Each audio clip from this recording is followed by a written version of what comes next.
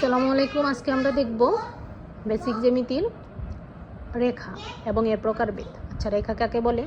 চলন্ত বিন্দুর গতিপথকে রেখা বলে। আরেকভাবে বলা যায় বিন্দুর চলার পথকে রেখা বলে। আরও একভাবে বলতে পারি একাধিক বিন্দু যদি উভয় দিক থেকে সোজাসুজি অসীম পর্যন্ত পরস্পর সংযুক্ত হয়ে যে পথ তৈরি করে তাকে রেখা বলে।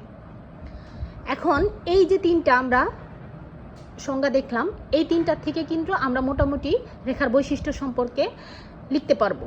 এখন কি কি বৈশিষ্ট্য হতে পারে দেখেন। রেখার নির্দিষ্ট দৈর্ঘ্য, প্রস্থ ও বেদ নেই। তার মানে কি? রেখা যেহেতু অসীম পর্যন্ত বিস্তৃত, তার মানে কি রেখার দৈর্ঘ্যও নেই, প্রস্থও নেই, বেদও নেই।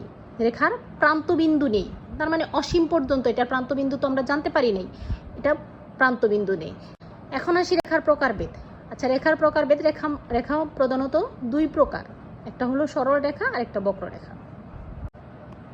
সরল রেখা একটি বিন্দু থেকে অন্য একটি বিন্দুতে পৌঁছাতে যদি দিকের পরিবর্তন না হয় তবে তাকে সরল রেখা বলে। মানে সরল রেখা মানে একটা বিন্দু থেকে যে আমরা চলবো, এখানে আমরা দিকের কোনো পরিবর্তন করব না, সোজাসুজি চলে যাব, তাহলে এটা হয় সরল রেখা। এখানে চিত্রের মাধ্যমে দেখানো হয়েছে AB একটি সরল রেখা।